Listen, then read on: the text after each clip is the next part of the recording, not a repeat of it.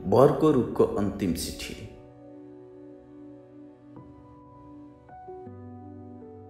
एउटा शान्त गाउँ थियो जहाँ खोलाले साँझको गीत सुनाउँथ्यो। त्यहाँ पुतलीहरूले रातलाई तारा जस्तै चम्किलो बनाउँथे। त्यही गाउँको बीचमा एक पुरानो बरको रुख उभिएको थियो, धेरै पुरानो, धेरै मौन तर धेरै बोल्ने। त्यो रुख गाउँको आत्मा जस्तै थियो। बालबालिकाहरू त्यसको छायामा बस्थे, बुढाबुढीहरू त्यसको फेदमा बसेर आराम गर्थे। प्रेमी जोडीहरूले यसको बोटमा आफ्नो नाम लेख्ने गर्थे। बरको रुखले समयको सबै कुरा देखेको थियो, जन्म, मरण, हाँसो, आँसु। त्यही रुखलाई सबैभन्दा धेरै माया गर्ने मान्छे थिए हरि बाजे। हरेक बिहान ऊ हातमा चिया र सानो टुल लिएर रुखको छेउमा आउँथे। चुपचाप बसेर रुखसँग कुरा गर्थे। कहिले काहीँ हाँस्थे, कहिले रुन्थे, जस्तो कि त्यो रुख उनीसँग साँच्चै बोल्दै थियो।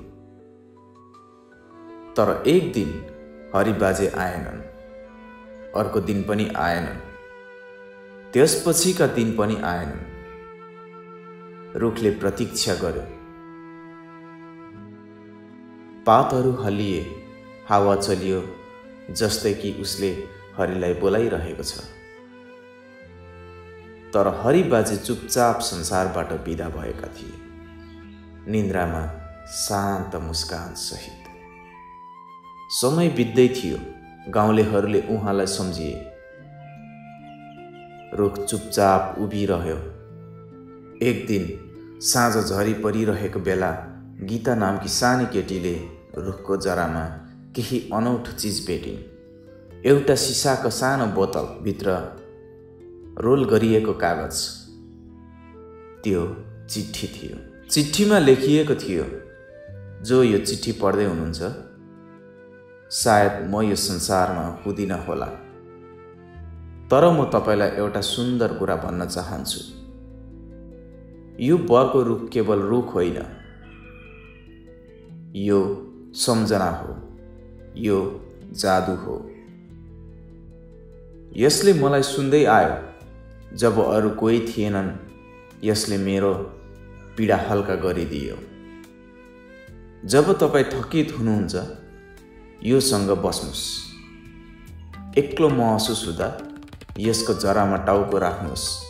जब तपाईँको मन केही भन्न चाहन्छ, यसलाई मनै भन्नुहोस्।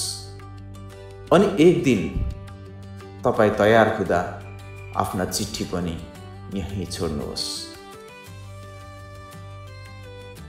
यो रुखले तपाईँको भावना हावामा मिसाउँछ, सधैँका लागि मायासहित। हरि। गीता कुद्दै घर गइन्, आमालाई सुनाइन्, साथीहरूलाई भनिन्।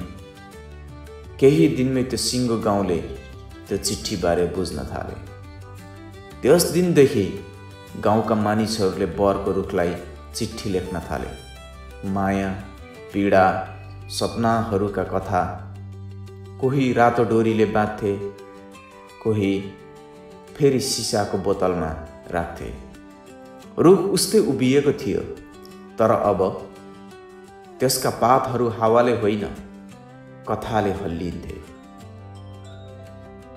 त्यो बरको रुखको अब पृथ्वीमा मात्र जरा गाडिएको थिएन, मानिसको मनमा पनि गाडिएको थियो। हजुर, तपाईहरुलाई यो भिडियो कस्तो लाग्यो? जस्तो लाग्यो त्यस्तै कमेन्ट गर्नु होला। र तपाईहरुले खरो एक्सप्लेनर युट्युब च्यानललाई सब्स्क्राइब गर्नु भएको छैन भने सब्स्क्राइब पनि गर्नु होला।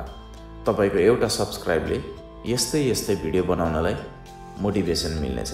र अर्को कथा के बारेमा सुन्न चाहनुहुन्छ, हेर्न चाहनुहुन्छ, त्यो पनि कमेन्ट मार्फत राखिदिनु होला। त्यही विषयमा भिडियो बनाउने छु। आजको लागि यो भिडियो यति नै। अर्को भिडियोमा भेटौँला। हवस् त, नमस्ते।